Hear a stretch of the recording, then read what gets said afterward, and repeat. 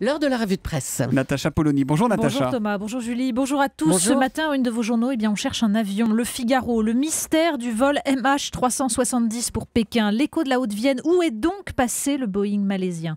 On cherche à respirer aussi. 20 minutes, de l'air, Libération, lutte contre la pollution, l'enfumage.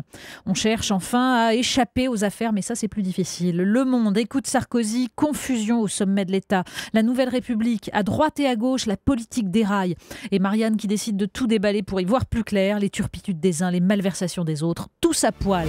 5, 7, 10, 20, trop d'affaires, Natacha. Mais oui, devant la désolation du paysage politique français, mieux vaut encore choisir l'ironie pour éviter le désespoir. Alors dans son éditorial de Marianne, Joseph Massescaron cite ses classiques. Quand on est emmerdé par une affaire, il faut susciter une affaire dans l'affaire, et si nécessaire, une affaire dans l'affaire de l'affaire, jusqu'à ce que personne ne comprenne rien. C'est du Charles Pasqua, un spécialiste.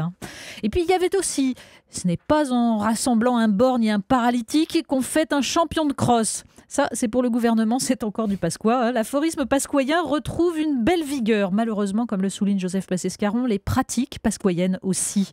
Et si l'on veut s'en convaincre, on lit bien sûr le dossier qui suit dans Marianne, les couacs gouvernementaux, Sarkozy, Copé, mais aussi Menucci, l'UMP du Var et le business des décharges publiques.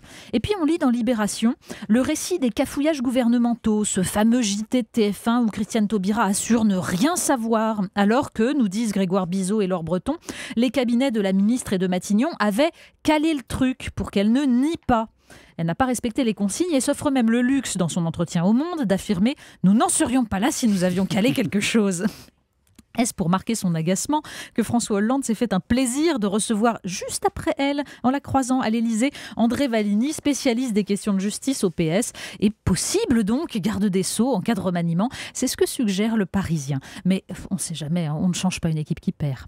Tous les jours, Natacha, Libération parle de ses problèmes, de sa crise interne à ses lecteurs, et vous avez lu ces pages ce matin. Oui, parce que dans les pages rebond, dans le cadre de ces journaux, de ces articles dont on pourrait penser qu'ils sont narcissiques, et cette fois, il y en a un qui nous parle indirectement de l'état du pays. Grégoire Bizot, donc le journaliste politique que je viens de citer, de Libé, analyse le rapport à la gauche de son journal, celui de la révolution libérale libertaire vantée par Serge July.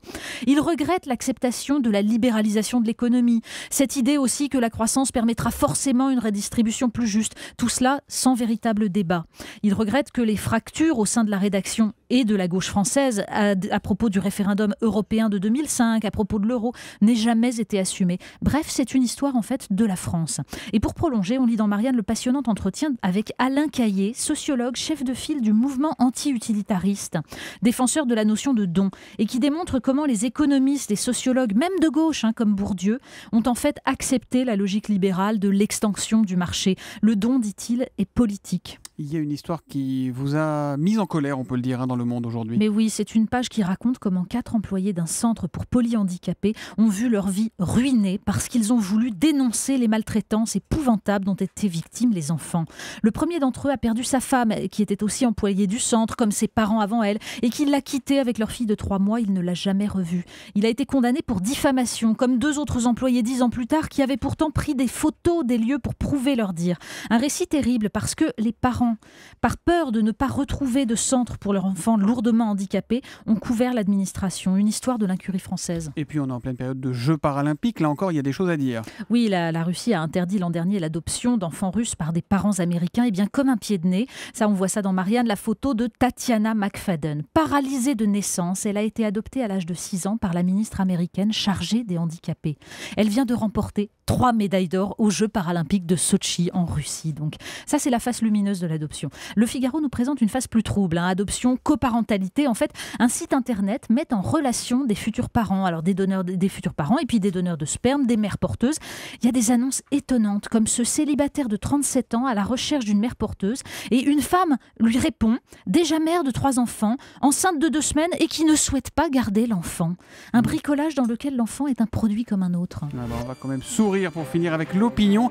Il paraît que les militaires français n'auront pas d'écharpe bleu, blanc, rouge pour la Coupe du Monde. Non, ils sont en pleine crise d'angoisse. En fait, les malheureux, la finale de la Coupe du Monde de foot aura lieu le 13 juillet prochain. Donc imaginez que la France gagne, déferlement sur les Champs-Élysées, quelques dégradations comme à chaque fois, et le défilé du 14 juillet fichu en pleine commémoration de la Première Guerre mondiale. Heureusement, le risque est faible puisqu'en sport, comme en politique française, on ne change pas une équipe qui perd. Alors là, je prends date et vous viendrez avec moi sur les Champs-Élysées le 14 juillet si l'équipe de France gagne. Mais on ne sait jamais, il ne faut pas insulter l'avenir. Ça, il y aura tout est possible, les même kakis qui seront l'improbable. avec les bleus, voilà. Mais il n'y a qu'à décider d'un autre lieu en cas de victoire, le Champ de Mars ou ailleurs. Et mais ça ne se contrôle pas. Non, mais ça ne se contrôle pas, c'est bien ce qu'explique l'article en fait. Oui, mais bon. Coupe du Monde quand même, Julie. La revue de presse, Natacha Polony, tous les matins, 8h35 sur Europe 1.